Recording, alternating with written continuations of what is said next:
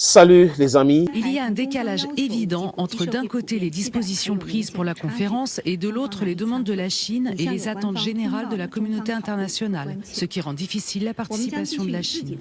Nous resterons en communication avec toutes les parties et nous travaillerons ensemble pour un règlement politique de la crise ukrainienne. La dame que vous avez regardée là, elle est porte-parole du ministère des Affaires étrangères de la Chine et elle dit des choses simplement et clairement. Vous ne pouvez pas chercher à organiser une conférence ou un sommet de la paix en excluant des acteurs principaux de ce sommet. Et la Chine a constaté, les amis, que c'était un piège. Donc le souhait de Volodymyr Zelensky d'inviter la Chine à ce sommet de la paix pour l'Ukraine en Suisse, c'était une façon de faire en sorte que la Chine soutienne l'Ukraine. Parce que les Ukrainiens savent, les Américains savent que si la Chine soutient la Russie, ça sera super compliqué pour eux de s'en sortir comme ça. Vous voyez un peu. Mais ils sont tellement naïfs. La Chine n'est pas dupe. La Chine connaît l'attitude américaine belliqueuse. La Chine sait que les États-Unis d'Amérique adorent les conflits et les États-Unis d'Amérique cherchent à affaiblir la Chine. Après la Russie, ils vont passer à une autre vitesse supérieure pour affaiblir les autres. Donc, la résistance actuelle de la Russie, c'est quelque chose qui est souhaité et souhaitable par tout le monde, surtout ceux qui sont dans le sud global. Les gens du sud global, la population du sud global soutiennent massivement la Russie. Pourquoi? Parce qu'ils ont compris que l'Occident collectif veut un monde unipolaire. C'est ça, c'est-à-dire qu'ils insistent dans leur valeur à chaque fois qu'ils parlent unipolaire, unipolaire. Et donc, pour avoir ce monde unipolaire, il faut affaiblir la Russie et affaiblir la Chine pour dominer maintenant le monde complètement. Parce que, oui, ils ont dominé le monde à un moment donné, mais ils s'attendaient pas, voilà, dans ça de politique. Ils s'attendaient pas à ce qu'il y a l'émergence d'autres puissances comme la Chine, comme l'Inde, et que la Russie redevienne encore fort, parce que la Russie était tellement fort au sein de l'Union soviétique, après le démantèlement de l'Union soviétique, la destruction totale du pacte de Varsovie, au profit après la chute du mur de Berlin, les amis, les Américains se sont dit c'est eux qui contrôlent le monde. Alors qu'il y avait des accords tacites pour répartir les choses, pour essayer d'éviter que l'OTAN s'étend vers l'Est et autres, les Américains n'ont jamais respecté leur engagement. Les Européens et les Américains ne respectent jamais leur engagement. Bref, les Occidentaux ne respectent jamais leur engagement. Voilà donc en Ukraine aujourd'hui qu'il y a une guerre créée de toutes pièces pour affaiblir la Russie.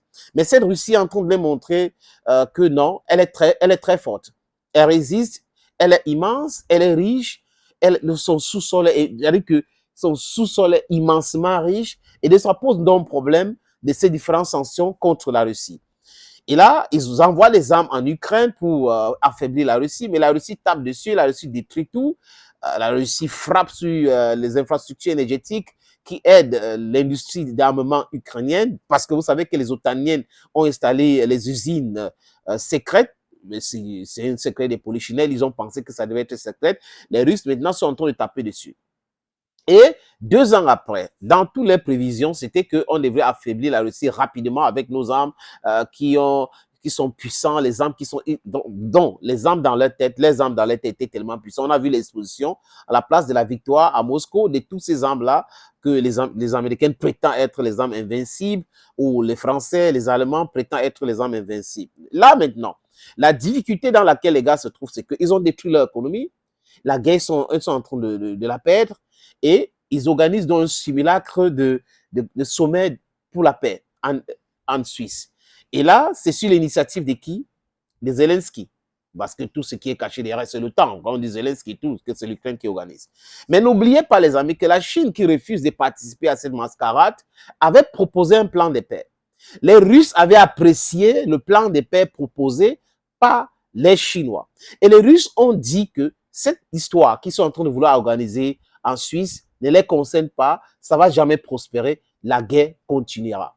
Vous voyez un peu comment les gens normalement constitués, je me répète encore les amis, peuvent penser qu'il y a un conflit quelque part et que you can go to the extent of conflict resolution without the major actors. It is not possible. How are you going to solve the problem? Russia is a major actor on the war in Ukraine. Ukraine is also there, and other actors like the West are there fueling it. They are fueling the war. Now, if these protagonists are not present in Switzerland, what are we talking about?